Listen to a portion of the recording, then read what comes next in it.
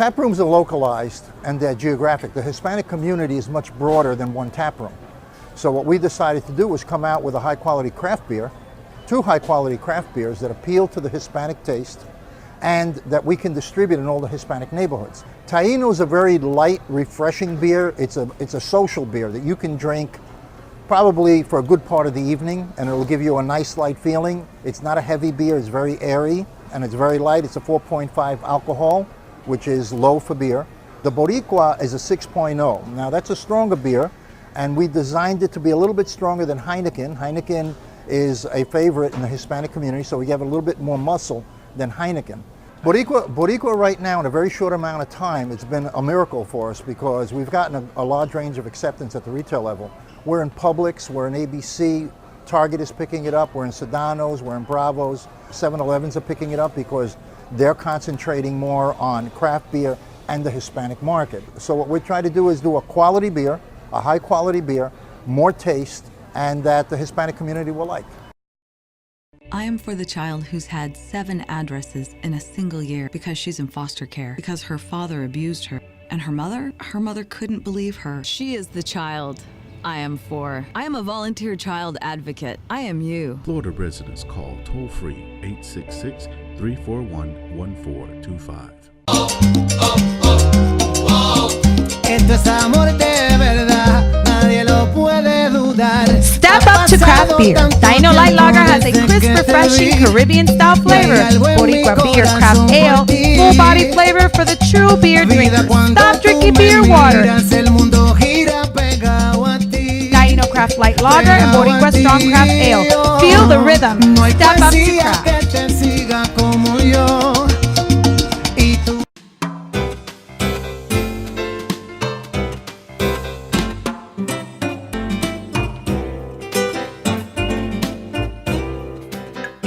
And welcome back. Today here we're with Denisse Lamas, a social worker serving our community for over more than 15 years. So we're here happy and excited to have her here at the Latina Role Models. So Denisse, welcome. Thank you for the invitation. Okay, so let's talk a little bit about your achievements. So they're pretty great. I was reading about you, and tell us a little bit about how you started with the Garcia field.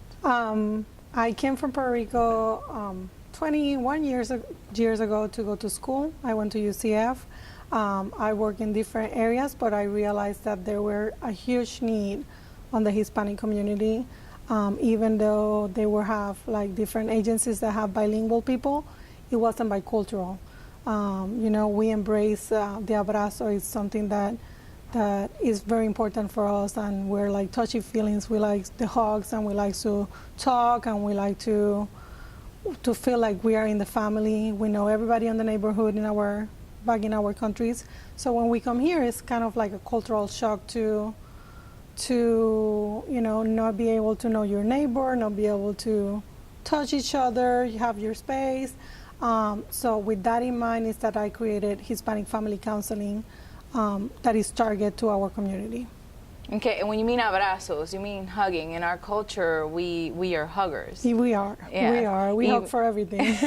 Even in professional settings. Yes. Here it's just taboo. It is not professional. Yes. You shake the hands. So did you go to school here? I went to school at UCF. Okay, yes. So you're... Go Knights. Yes, you're a Go Knight. So tell me a little bit about your experience in your education and how you got to where you are now. I went to UCF. I have my bachelor there and my master's, and then I decided to go for my license. And that brought me a lot of opportunities to obtain my license, because then I can work independently, and that gave me the opportunity to open the agency of Hispanic Family Counseling. And did you know English when you came from Puerto Rico? No. Nothing. No. I remember people calling me names. I worked at Dress for Less for 7 years, and I remember, you know, one customer asking me for a pocketbook, and I had no idea what a pocketbook was. So I remember she calling me names, and that was part of my eagerness to learn English and to do better and to be successful and do what I want and help others, and help others not having to go through through that stage of like being calling names and being unappreciated just because you're from a different country. And I want to speak about the Hispanic Family Counseling and what it has to offer. But most importantly, I love that you're here today. I love that you're Hispanic Latina role model. And that's why I wanted to speak things such as your language, your schooling, because there's some young lady out there that may be in the same situation or may have barriers and challenges and may not think that they can do it, right? So what would be something that you would tell a Latina young lady right now? Don't give up. Don't give up. You know, work for your dream. Before we founded Hispanic Family Counseling, I tried 3 times to actually build an agency because it was what I had on my dream, you know, on my heart. I wanted to help the Hispanics. I know that it was a huge need, that there was a gap on the system, and I think that we will be able to reach that gap and to help those people who need it.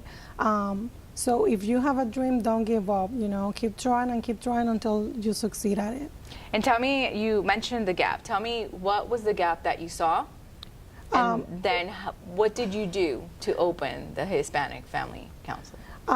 The gap was not only the language, you know, talking about your feelings with a translator is not the best option. You know, if you don't have any other option, that's okay. But if you have other options, I think that we should go through the other options that are better. And you know, the cultural differences is very important for us to drink that cup of coffee. And then I used to do home visit and I wasn't allowed to drink that cup of coffee. And to build that rapport with the client, it's important to drink that cup of coffee, and they were not open to me. And you don't want to speak with me if I don't have a cup of coffee in the morning. Yeah, you know, so that's important. So small things like that were the gap, where we were not able to reach if we keep working for other agencies that have no idea of how to work with the Hispanic population. So reaching that gap and working in an agency that understand where we're coming from and understand what is important to us and how to reach and how to build that rapport is important. Well, I think it's amazing that your heart is there to bridge the gap, because I can tell you that I, as an attorney, the most frustrating thing, and I deal with family law issues. So I have to deal with children, with divorces, and some things that is very heartfelt. I can tell you that the most frustrating thing is when I see the other party having an attorney that doesn't speak Spanish. And I'm sitting there thinking across the room, how did they communicate and how can he understand his client if he doesn't speak the same language as his client? And recently I was in a mediation and we used a translator. I got a headache because it's frustrating. It's really hard. It's like I'm trying to listen, but the translating was a little hard. However, me being of Hispanic background, I'm empathetic to those things. So it's also in my heart, you know, to help the Hispanic community when it comes to legal issues. But with regards to yours, I want to understand, how do you bridge the gap? What are the services that you're We provide counseling for children, for adults, for family, family therapy. We work with kids who has ADHD or has problems in the schools. We go to the schools to provide those services. We also go to the homes, and we have offices in 4 different counties, in Osceola, Orange, Brevard, and Seminole County. So we also do group. We provide substance abuse treatment. So we have different treatment that we provide. We also just opened target case management, which is resources for the families who need some help. If somebody is homeless or if they don't have transportation to go to the doctor or things like that. And we provide also psychosocial rehabilitation, which is kind of like social skills for people to be able to be independent. And how do people know about your services? Besides things like this, because obviously this is great and I'm learning from it today, but how does the general public learn more about your services? We participate in different activities. The Hispanic Chamber of Commerce is one of them. I'm teaching at UCF, so I have several students who graduate and then come and work for us or refer to us. We are also contracted to the Mexican consulate, where we go a couple of days a week to provide our services, and we also got a contract with Osceola County Public Schools, where we are contracted with them to go to the schools and provide services to the kids and to the families there. So that's great. You guys are doing a lot. Yeah. So like I said, it's amazing to have you here. I just want to learn more. Can you tell us a little bit about mental health? Because usually you hear counseling, but with regards to mental health, it might be a little bit different. Can you tell us a little bit about your services and what you guys are doing with regards to that? Yes, and mental health is a taboo, still stigmatized and still a taboo. And you know, I don't go to you because I'm not loco, and things like that. And those are things that we're trying to work with, to teach the public that just because you go to talk to somebody doesn't mean that you are crazy, or that you know, it means that you need some help at the moment. If you lost somebody, if you are dealing with the loss of somebody because somebody died by suicide, for example, or somebody that's something interesting, because mostly in our Hispanic males are less. Do you find that they're less likely to reach out for help? Yes, definitely. Yes, even at the Hispanic culture, like, they're less likely to get some help. However, there is like a huge need, especially coming from a different country. Now we found, for example, Venezuela, they're suffering from a crisis right now. So we see a huge influx coming here to United States, and they don't know the language and they have to leave everything behind. So it's like, you know, they get anxious and they get depressed and they need some help. So being able to provide those services and be able to help them to alleviate that cultural shock, it's important. So how long has your organization been around helping people? 5 years. We just have our 5 years anniversary last week. So this is exciting. It is. It is exciting. Yeah. So what are the plans for the future? Continue growing. We want to expand our services not only to Central Florida, but to the entire Florida if possible, and eventually to reach out to other states. That's what we want. Denisse, I thank you for being here, and I am thankful that there are people like you out there helping our community. It's an honor to be here, so thank you for the privilege. Thank you. Well, everybody, you've heard from Denisse Lamas. I appreciate you all listening to us. Good night.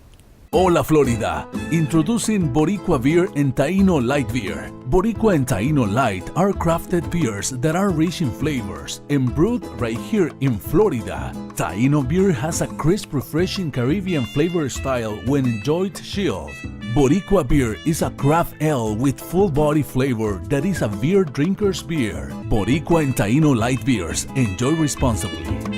I am for the child who's had 7 addresses in a single year because she's in foster care, because her father abused her. And her mother couldn't believe her. She is the child I am for. I am a volunteer child advocate. I am you. Florida residents call toll-free 866-341-1425.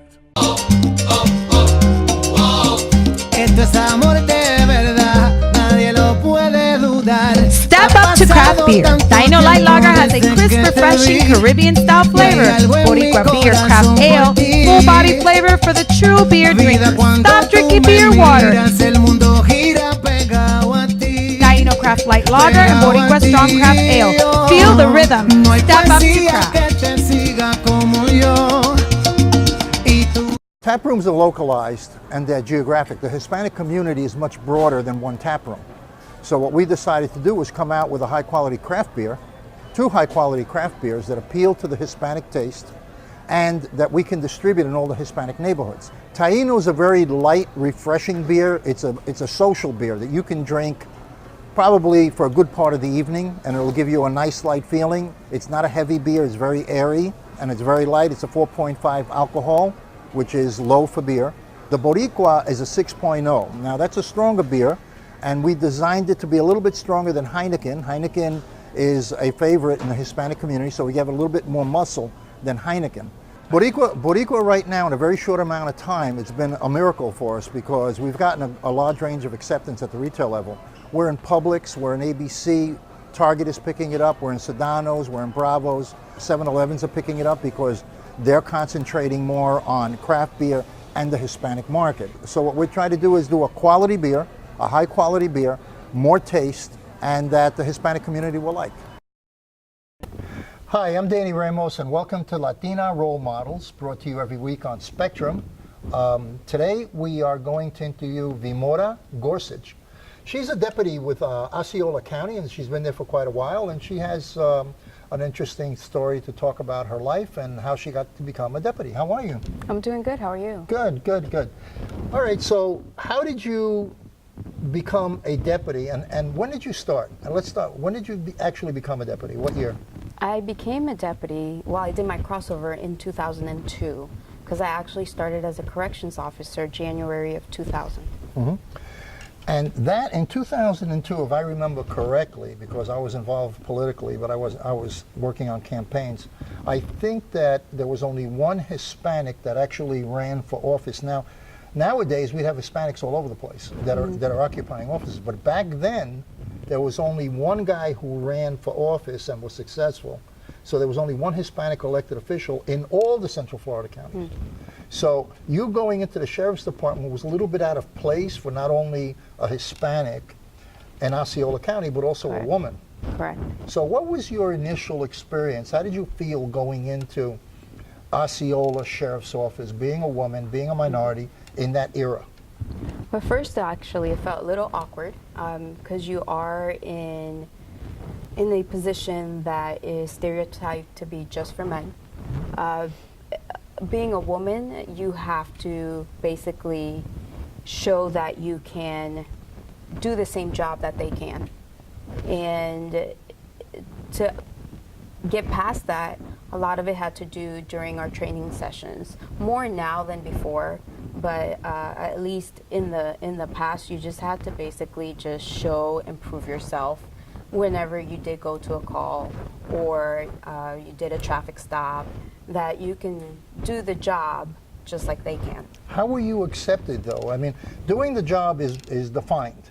Correct. Okay? The rules, the regulations is what you're supposed to do. But psychologically, because I remember that era, okay? So that, you know, I came into Florida in 1995, and I remember the era politically. So how were you psychologically accepted? Were you psychologically accepted by everybody on the force as a woman and a Hispanic woman? I think it took a little bit to get to that point. At first, it was a little awkward as far as the encounter, not just with the people out in the community, but also our own people trying to figure it out. Did they trust you? Did the fellow officers trust you? That takes time, or that took time at that point in time, only because there wasn't that many. There was only a total of 4 of us that were female sworn deputies back in 2002 for the agency. And how many now?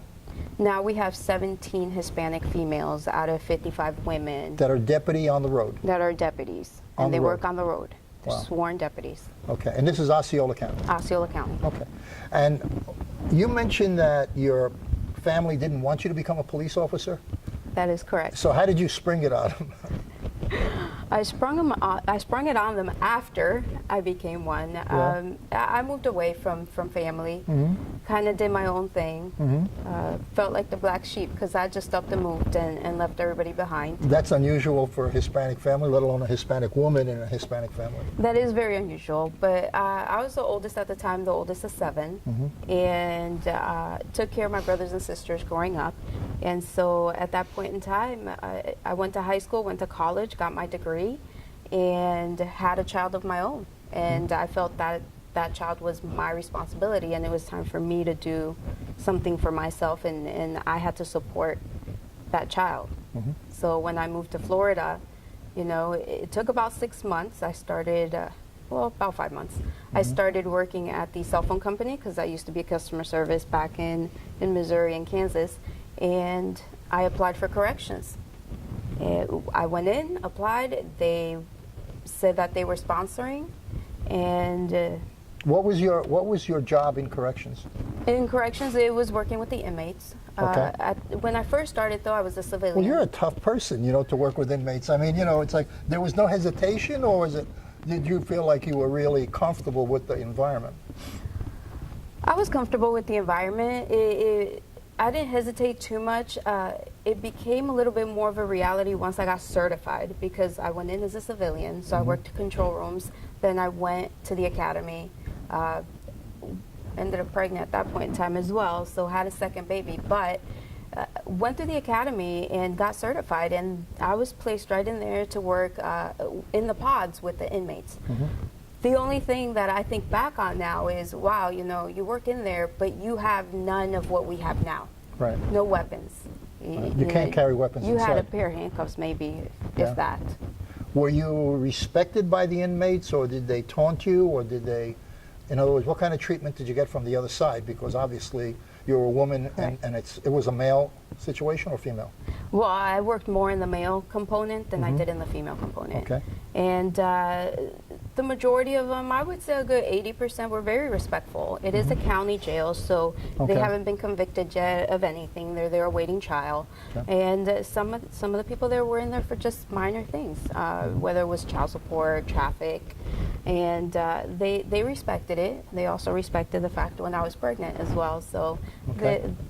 there was very few that took it to a different level of disrespect. But Okay. of course, they had consequences Right. for that.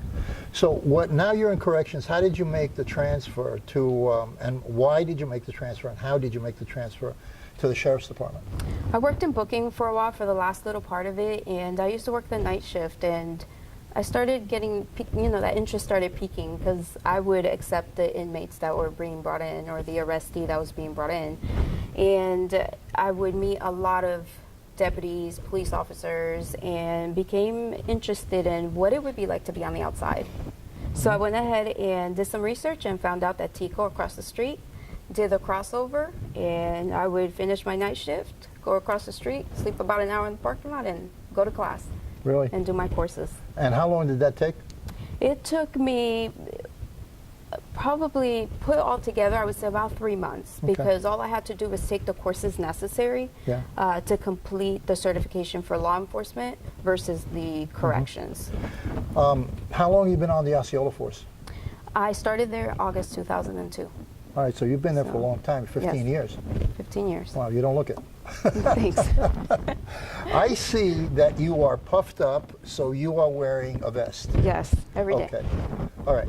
How does your family, look at you wearing a vest, and when you leave every morning, is there a psychological sensitivity, or is it accepted that it's just part of your uniform? It's accepted now that it's part of the uniform. I mean, obviously my kids grew up around it and knowing that this was my job. So going home and explaining the job to them, it became a norm, or at least for them it was a norm. Maybe not for some other people, but I think I was able to teach my children a lot, being in the position that I was in, and being able to come home and explain to them, the dangers out there and the things going on. So it's accepted now.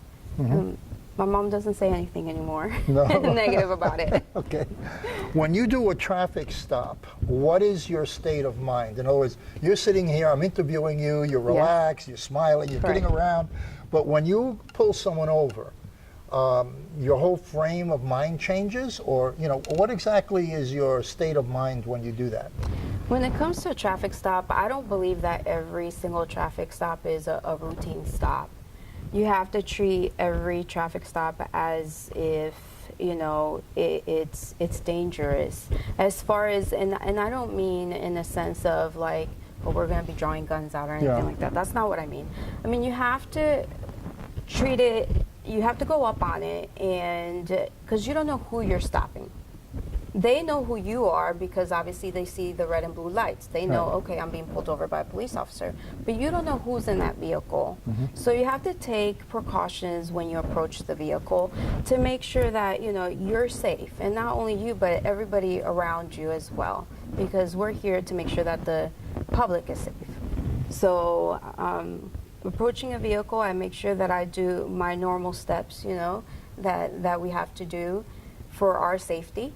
And Are you in the car by yourself? Is it just you, or do you have a partner? we are in our cars by ourselves. In Osceola Okay. County, and I believe the majority of Florida is just a one-man car or a one-woman car. Yeah, yeah.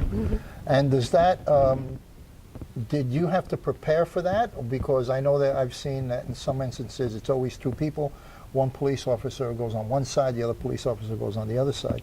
As a one person, what side do you approach on, the driver's side or the... That all depends on the stop. Again, every stop is different. So depending on where So they you pulled read over, the stop before you correct. approach? We have to assess it to make sure that whichever side that we're going on is a safe side to go on. Some people stop way too close, you know, on this side. So with the traffic coming Yes, by, yes. I might not be able to go on the driver's side. So at that point in time, I might make the decision to go on the passenger side. Yeah. Are there a lot of opportunities for women in Osceola and the Sheriff's Department, or all Sheriff's Departments? Do Definitely. you recommend it also as a career? Yeah, I do. As far as there are plenty of opportunities out there, and I do recommend it. I'm just the type of person that no one can tell me that there's something that I can't do, because then Yeah. I'll go out and make sure that I do it, you know, Yeah. and I conquer it. But it's very important to have women in law enforcement. I think we have a different mentality than men, Yeah. and I think we look at things a little bit differently. Do you and think sometimes men are that more helps. aggressive on their posture, or they're more defensive, more aggressive, or women more laid back? I don't want to say that they're more aggressive, but maybe the way we portray things, or maybe the way we handle a situation, maybe what we say could be a little bit different, or Yeah. you know, and viewed That's differently interesting. as to how a male might say it. Yeah. We both might say the same things, but depending on how we say it, I think it's viewed a little differently. Yeah. Okay. We have just run out of time. Okay. So I want to thank you very much. It was that was really painful. interesting.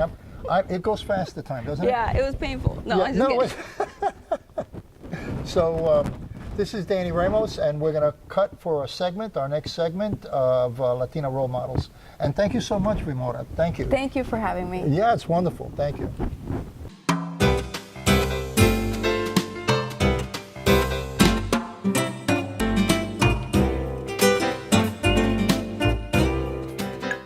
Tap rooms are localized and they're geographic. The Hispanic community is much broader than one tap room. So what we decided to do was come out with a high quality craft beer, two high quality craft beers that appeal to the Hispanic taste and that we can distribute in all the Hispanic neighborhoods. Taino is a very light, refreshing beer. It's a social beer that you can drink probably for a good part of the evening, and it'll give you a nice light feeling. It's not a heavy beer, it's very airy, and it's very light. It's a 4.5 alcohol, which is low for beer.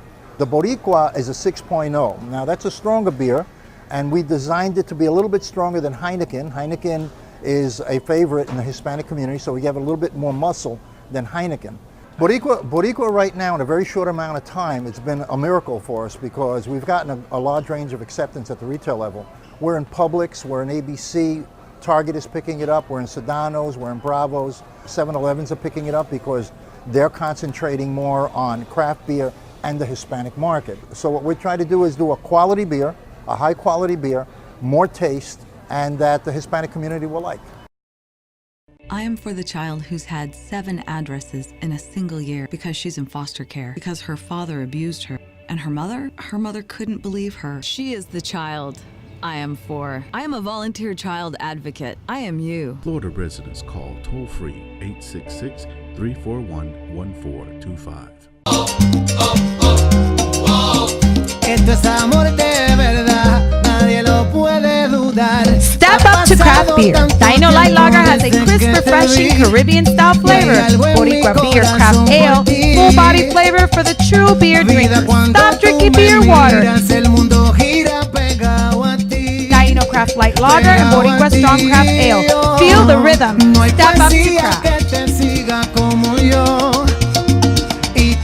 Florida. Introducing Boricua Beer and Taino Light Beer. Boricua and Taino Light are crafted beers that are rich in flavors and brewed right here in Florida. Taino beer has a crisp, refreshing Caribbean flavor style when enjoyed chilled. Boricua beer is a craft ale with full body flavor that is a beer drinker's beer. Boricua and Taino Light beers. Enjoy responsibly.